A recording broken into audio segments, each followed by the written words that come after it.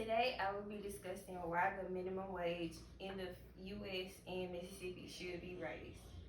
Did you know that less than 1% of workers working full time making minimum wage, which is $7.25 an hour, can afford a one bedroom apartment? That's really not a lot, considering how many people work minimum wage.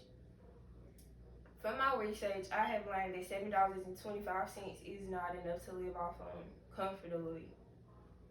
In this speech, I will discuss the reasons why the minimum wage should be increased and offer solutions to help you see how much better Mississippi's economy would be, and to persuade you that Mississippi should raise the minimum wage. The current wage is not livable. Many people who have minimum wage jobs cannot afford adequate food or an apartment. Palazzo and Aditya say that public policy advocates and politicians label the $7.25 wage a starvation wage, which basically says that people who are making this wage are really gonna starve. In Mississippi, a person would have to work 66 hours roughly to afford a one bedroom apartment, and they would have to work even more hours than that to afford food, a car, and an apartment. And this is according to Fowler from the Clarion Ledger.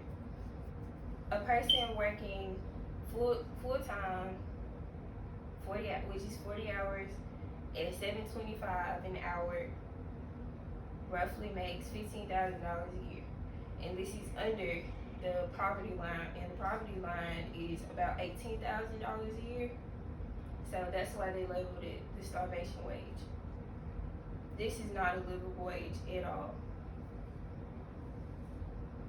Increasing the wage would reduce poverty. It also creates a opportunity to get people off the streets, because the more an employer offers, the more a person will want to work, and they have more money. The more a person offers you, the more money a person makes, the more money that they have to spend on food and housing and the things that they need to live.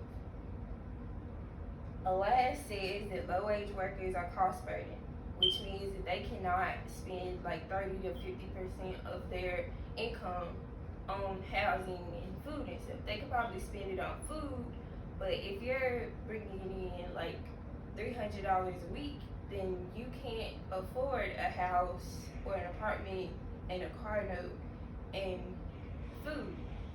So that's what leaves many people on the streets, even though they have jobs. Lastly, increasing the minimum wage would boost the economy.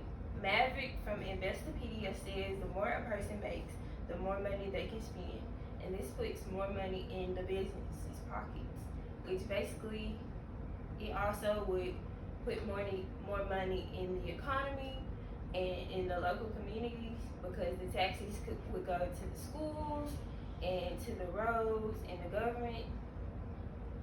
Marticia from Lending Tree says that when we raise the minimum wage, we're putting more money in the pockets of those who most need to spend it, which is basically the lower classes. The lower classes, they need this money, and they need, because most of them have families, they have people relying on them, they have to provide for themselves, and they need to get off the streets. If they're not off the streets and they have a job, then what's the point of them working? And things aren't the same prices as they were like 12 years ago when it was raised to $7.25. $7.25 will barely get you a gallon of gas these days. A gallon and a half of gas. And this is a big problem. A really big problem. Raising the minimum wage would also create more jobs, because it would create a greater need for services, and goods, and would possibly boost trade.